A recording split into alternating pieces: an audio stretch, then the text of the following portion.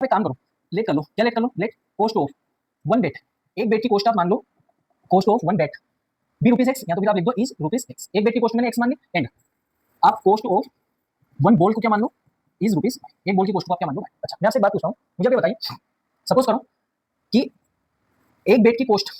100 rupees है, तो मैं आपसे पूछ रहा हूँ 10 बेट्स की कॉस्ट कितनी होगी, तो आप बोलोगे कि सर 100 का मल्टीप्लाई 10 में कर दो, ठीक है। अच्छा अब मैंने आपसे पूछा कि एक बेट की कॉस्ट 100 रुपीज है, तो एक्स बेट्स की कॉस्ट कितनी होगी, तो आप बोलोगे सर 100 का मल्टीप्लाई एक्स में कर दो, है ना, जितने बेट की मुझे कॉस्ट चाहिए उसका मल्टीप्लाई मैं एक यूनिट की प्राइस से कर दूंगा, तो यहाँ पर क्या एक्स बेट की कॉस्ट मेरे पास 100 एक्स आ जाएगी। आप बोलोगे अच्छा चलिए बेटा ठीक है, समझते हैं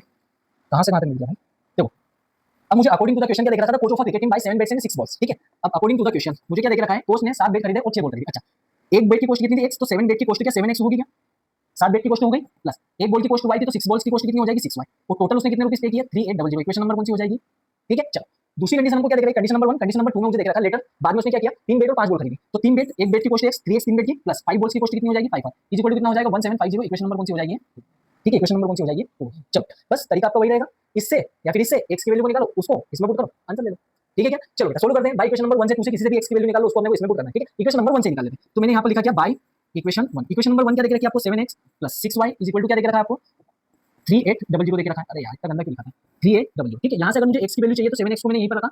3800 प्लस का 6y उधर जाएगा तो माइनस का 6y, तो x इज इक्वल टू कितना हो जाएगा बेटा 3800 माइनस 6y मल्टीप्लाई का 7 इधर जाएगा तो डिवाइड का 7। इक्वेशन नंबर कौन सी नाम दे दो इसको 3 नाम, ठीक है। चलिए बेटा अब इस x की वैल्यू को उठा के इक्वेशन नंबर 1 से मैंने x निकाला था, तो इक्वेशन नंबर 2 में मैं पुट करता हूं, ठीक है। तो यहां पर आप क्या लिख दोगे बाय इक्वेशन 2, तो यहां पर आपने लिख दिया क्या बाय इक्वेशन, इक्वेशन नंबर 2 क्या देख रखी है 3x 5y 1750, तो यहां पर मैंने लिख दिया 3x 5y 1750, बस x की वैल्यू को उठा के वहां पर चिपका दो, ठीक है। तो यहां पर 3 मेरा वैसा का वैसा ब्रैकेट मैंने बनाया 3800 6y, ये मैंने लिख दिया 3800 6y डिवाइड में क्या देख रखा आपको 7, आपने 7 को लगा दिया ब्रैकेट 1 प्लस क्या देख रखा आपको 5y देख रखा प्लस यहां पर देख रखा 5y 1750, ठीक है। अच्छा कैसे सोल्व करेंगे, इससे तो कुछ करने का, इसका मतलब मल्टीप्लाई करना पड़ेगा, तो 3800 में आप 3 का मल्टीप्लाई करोगे तो कितना हो जाएगा 3 3 9 90 हो जाएगा, 8 3 24 90 और 24 कितना हो जाएगा 114, 90 और 24 हो जाएगा आपका 114, ठीक है। 2 0 थी 2 0 वैसी की वैसी, 3 का मल्टीप्लाई 6 से करेंगे 6 3 कितना हो जाएगा 18y अपॉन का 7 वैसा का वैसा चल रहा है, प्लस में 5y इज इक्वल टू 1750। अच्छा इसके अपॉन में कुछ मतलब 1 तो होगा,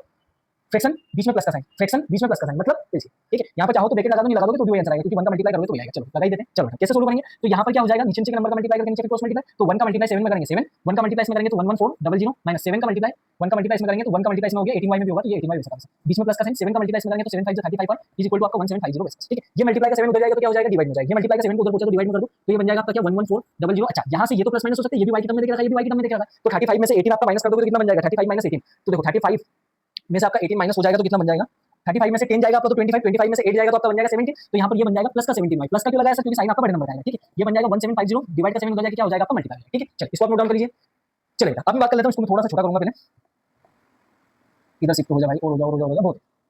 चलो इसको जब मैं सोल्व करूंगा तो ये क्या बन जाएगा, ये आपके पास बन जाएगा 1750 का मल्टीप्लाई पहले इसमें भी कर दो, तो ये क्या हो जाएगा आपका 1750 7 का 0 में करोगे 0 7 5 35 का 5 कैरी का 3 7 7 49 और 3 कितना हो जाएगा 52 कैरी का 5 7 1 7 और 5 कितना हो जाएगा 7 + 5 हो जाएगा 12, ठीक है। ये प्लस का है उधर जाके क्या हो जाएगा माइनस का, तो ये बन जाएगा माइनस का 11400। अच्छा इधर क्या चल रहा है, इधर आपका 17y वैसा का वैसे चल रहा है, तो यहाँ से y इक्वल टू क्या हो जाएगा बेटा, इसको माइनस करो, जो भी आंसर आता है उसको हम 17 से क्या करवा देंगे डिवाइड करवा देंगे, ठीक है। तो यहाँ से मैं इसको इधर ही लिख देता हूँ ऊपर, तो यहाँ से क्या हो जाएगा ये बन जाएगा अपना 17y मेरा वैसा का वैसा ही है, इन दोनों को माइनस करके लिखो तो क्या हो जाएगा आपका 0 में से 0 जाएगा 0, 1250 में से आपको 1140 को माइनस करना है, ठीक है। तो यहाँ से मैं माइनस कर देता हूँ सबसे पहले 12250 माइनस कितना हो जाएगा 11400, ठीक है।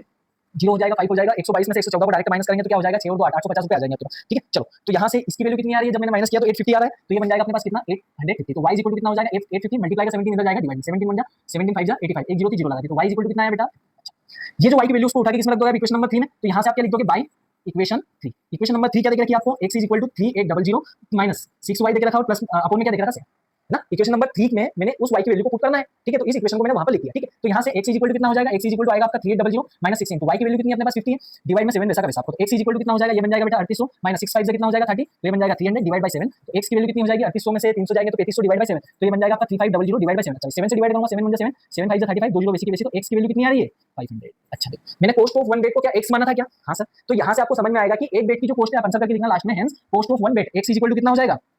x इज इक्वल टू हो जाएगा एक बेट की कॉस्ट है अपने पास 500 रुपीस और एक बॉल की कॉस्ट y माना था कितनी आ रही है अपने पास, एक बॉल की कॉस्ट आ रही है अपने पास 50 रुपीस, ठीक है। 500 रुपए का बेट